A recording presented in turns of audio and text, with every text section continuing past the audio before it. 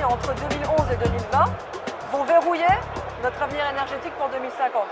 C'est pour ça que c'est important d'agir vite, pas dans la précipitation pour ne pas faire des mauvais choix, mais d'agir vite pour dès aujourd'hui commencer la transition énergétique qui est indispensable, qui est indiscutable si on veut vraiment résoudre les problèmes de climat et d'énergie, parce que c'est aussi une question d'accès à l'énergie pour tous à l'horizon 2050. Pour la France, c'est compliqué de développer des capacités éoliennes, photovoltaïques, biomasse, parce qu'on n'a pas de besoin en capacité électrique. Et quand on décide de faire un EPR à Flamanville, on décide de faire 2000 MW, c'est 2000 MW dont on n'a pas besoin dans d'autres technologies. Il n'est pas trop tard pour assurer la transition. Au contraire, il faut le faire maintenant.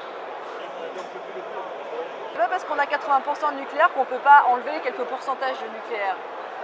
C'est pas 80% ou zéro, et c'est pas 58 réacteurs versus rien, et donc le saut dans l'inconnu, c'est pas vrai. Ça va prendre des années, des décennies, voire facilement 50 ans pour arrêter au fur et à mesure les centrales et les démanteler.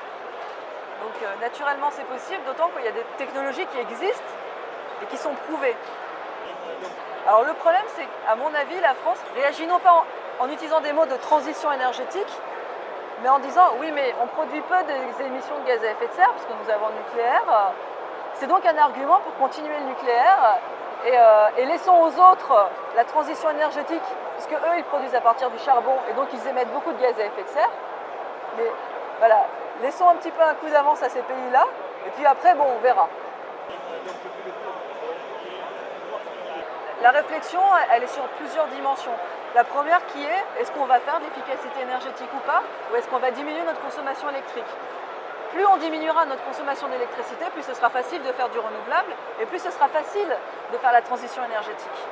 Effectivement, si on reste sur des trends de consommation d'électricité à plus 2% par an, sans réfléchir un tant soit peu à notre manière de consommer l'électricité, ça va être difficile, ça va être coûteux, ça va être très coûteux. La question des coûts, elle n'est pas absolue, elle est relative. C'est-à-dire que vous allez regarder les coûts de production par rapport à d'autres coûts. Qu'est-ce qu'on va voir dans l'avenir? On va voir une augmentation des prix des matières premières, parce qu'il y a une raréfaction de la ressource, le prix du pétrole va augmenter. Si les prix des combustibles augmentent, le prix de l'électricité augmente.